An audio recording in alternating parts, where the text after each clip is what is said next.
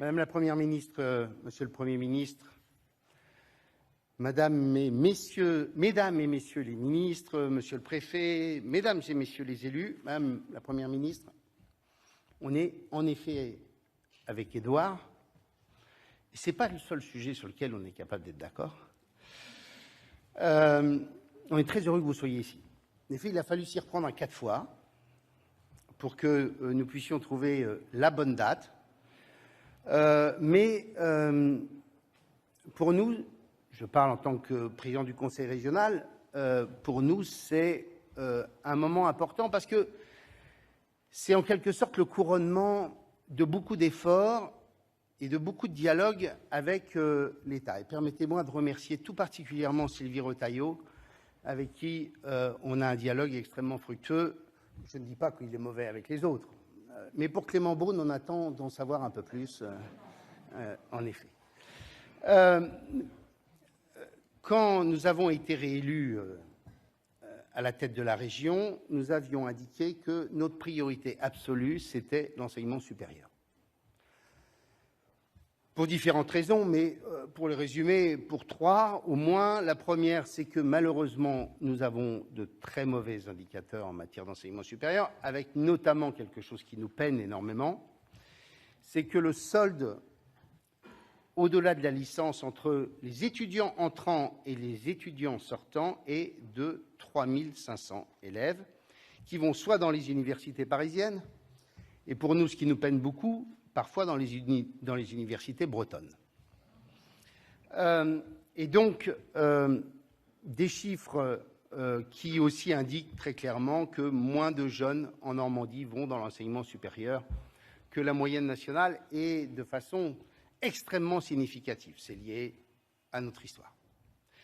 La deuxième raison, c'est que, même si Agnès Pannier-Runacher est repartie, nous sommes la première région industrielle de France. Édouard l'a évoqué, si nous parlons de part de l'industrie dans le PIB, nous représentons 21,5%. 21,5% de la valeur ajoutée de la Normandie est liée à l'industrie. Et quand on a de l'industrie, il nous faut des ingénieurs et des techniciens, et donc de l'enseignement supérieur. Et la troisième raison, qui a été évoquée aussi par Monsieur le Premier ministre, c'est bien entendu l'attractivité et l'équation absolument centrale sur le développement à long terme d'une présence majeure d'enseignement supérieur.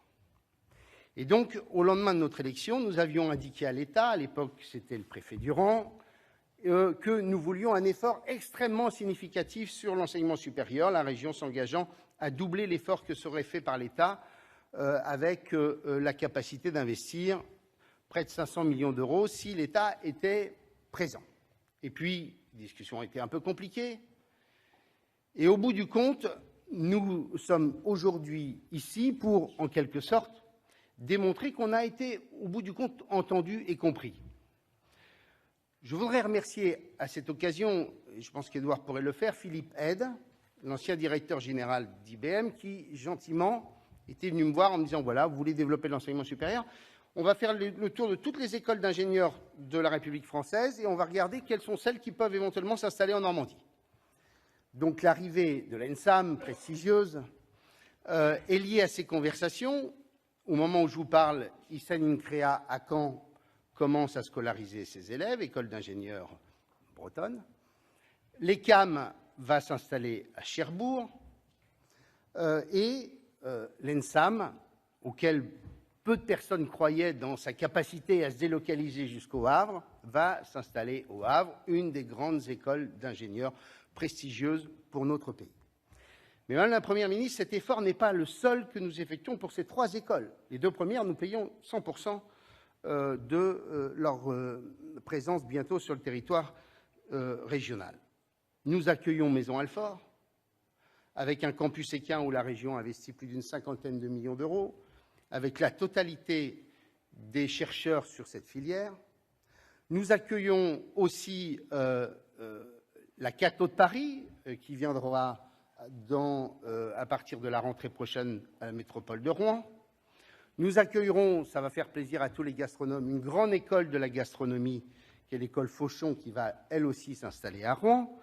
Je pourrais citer enfin des développements importants sur un certain nombre d'écoles d'ingénieurs, comme le SITC à Caen, sur les travaux publics, ou comme, par ailleurs, les CIGELEC à Rouen. Et donc, on a cherché à investir massivement dans ces écoles afin d'accroître très clairement notre offre en matière, sur un sujet qui est absolument stratégique pour nous, qui est la connexion entre la capacité des universités et des écoles d'accueillir des étudiants supplémentaires et notre développement industriel.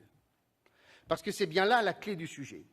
Et encore merci, les 3 ministres étaient venus il y a quelques semaines à Caen pour l'annoncer, la capacité qu'ont eu les universités de Normandie et les écoles de l'enseignement supérieur pour former une proposition globale nous permettant d'augmenter de 40% les formations d'ingénieurs dans le cadre du programme de Panly et du programme du renouvellement de la filière nucléaire en Normandie, va nous permettre, à nous, Normands, de faire un bond absolument gigantesque et considérable pour accroître l'offre de l'enseignement supérieur. On a donc aujourd'hui, comme jamais, une région dans laquelle on aura au bas mot plusieurs milliers d'ingénieurs supplémentaires qui seront formés chaque année. J'ajoute que ce sujet-là est absolument clé parce que, comme nous l'évoquions à l'heure du déjeuner, le seul projet de Panly, c'est 2000 ingénieurs supplémentaires. Si vous y ajoutez les grands programmes industriels qui sont en cours ou qui sont d'ores et déjà en perspective dans les semaines ou dans les mois qui viennent, type l'arrivée d'Eastman ou l'arrivée de Futero, ce sont encore des centaines d'ingénieurs supplémentaires. Et donc le renouveau industriel de la région impose que nous puissions avoir ainsi des milliers d'ingénieurs supplémentaires qui soient formés dans notre région. Parce que, Madame la Première ministre, ce qui se joue en Normandie, ce n'est pas simplement une histoire normande ou une histoire havraise. Ce qui se joue, c'est une partie du renouveau industriel du pays. Nous avons été frappés massivement de désindustrialisation pendant 30 ans, tout le monde le sait. Et aujourd'hui, nous connaissons un renouveau industriel considérable. Édouard a évoqué les investissements portuaires, ceux des MSC, ceux de CMA-CGM, ceux d'autres acteurs qui vont doper de façon considérable l'activité sur le port du Havre et sur, grosso modo, l'axe Seine. Mais c'est qu'aujourd'hui, nous avons la chance d'être au cœur d'une triangulation qui fait que la plupart des projets industriels trouvent leur place en Normandie. La première, c'est en effet la Seine, et au bout, un grand port maritime permettant d'être connecté au monde. Il n'y a pas tant d'endroits que cela. Le deuxième facteur, qui est un facteur absolument clé, c'est l'existence de l'eau.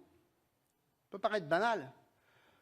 C'est vrai qu'il pleut moins en Normandie désormais, mais nous avons encore des capacités à accueillir un certain nombre de projets industriels parce que nous avons de l'eau et parce que nous avons la Seine. Eastman et ses 1,2 milliard d'euros d'investissement sont directement liés au fait d'avoir une capacité à avoir de l'eau et, deuxièmement, bien entendu, de pouvoir bénéficier de mobilité décarbonée lui permettant d'approvisionner son usine. Troisième sujet qui est clé, et ça va faire plaisir à Christophe, c'est le fait que nous sommes au cœur d'une région capable de proposer des énergies décarbonées. Alors, sur l'éolien terrestre, le moins possible. Mais sur le reste, quand vous discutez avec un industriel et que vous lui dites « mais pourquoi, au bout du compte, vous avez décidé de le faire en Normandie ?» J'ai eu cette conversation avec le président de Futero il y a quelques semaines, qui est une entreprise belge, et on était en concurrence avec les Américains. J'ai dit « mais au bout du compte, pourquoi vous n'avez pas choisi les États-Unis? Parce qu'avec l'IRA, etc., vous avez des niveaux de subvention. » Mais il me dit « mais vous savez, quand vous analysez le nombre d'endroits en Europe ou dans un pays développé capable de réunir un port, un transport et une mobilité décarbonée, un écosystème industriel avec lequel vous allez pouvoir travailler, et enfin un écosystème dans lequel vous pouvez trouver des énergies décarbonées, mais je peux vous garantir qu'il y a très peu d'endroits dans le monde où cela est possible. Et donc, au bout du compte, ce que nous sommes en train de réussir en Normandie, c'est de bâtir une proposition industrielle qui est extrêmement pertinente par rapport au développement de l'écologie industrielle territoriale, par rapport au développement de l'économie circulaire. Et donc, l'arrivée de ces écoles d'ingénieurs est absolument clé et stratégique dans cette histoire. Et accueillir cette magnifique école qu'est l'ENSAM, c'est un beau symbole. Et dans le même temps, nous avons aujourd'hui, je le dis devant le président de l'Université du Havre, avec qui j'ai une conversion il y a une dizaine de jours, un renouveau des universités normandes assez exceptionnel. Les universités normandes, désormais, sont dans les appels à projets nationaux, ça n'a pas toujours été le cas. Les universités normandes sont rentrées dans des réseaux européens, ça n'était pas toujours le cas. Les universités normandes rentrent dans des formations nouvelles liées à leurs compétences et à leur champ de spécialisation, ce n'était pas toujours le cas non plus. Et donc on a aujourd'hui un magnifique projet qui est celui de bâtir, à travers notre écosystème industriel, une architecture de formation et d'enseignement qui va nous permettre d'accompagner notre développement. Je termine juste sur un point. La première, je le dis au directeur général de l'ENSAM, il faut absolument que la formation commence avant que l'immeuble soit bâti. Ce n'est pas possible de commencer quand on aura fini la peinture avec Édouard, ça c'est pas possible. Il faut que, comme les autres écoles qui s'installent en Normandie, les formations commencent avec la perspective, en effet, que la fin de la formation puisse se faire, et donc il faut qu'on bâtisse sur une proposition qui soit une proposition transitoire. Et puis, la seconde chose, Madame la Première ministre, au-delà de la LNPN dont nous venons de parler dans le bureau du maire du Havre, il y a tout de même un sujet, c'est qu'il faut absolument que la France intègre l'idée que l'économie industrielo-portuaire est une telle chance pour notre pays qu'il faut éviter de la contraindre par des règles d'artificialisation qui nous empêcheraient de porter des projets industriels. Et donc, il faut absolument que l'espace, Christophe, industrielo-portuaire puisse être considéré comme un projet d'intérêt national et donc sortir du décompte. C'est prévu, mais c'est comme sur la ligne Nouvelle Paris-Normandie, c'est bien de le redire. Il faut absolument que nous puissions accueillir de grands projets industriels. Il ne faut pas croire que simplement la restauration de friches permettra d'accueillir des activités.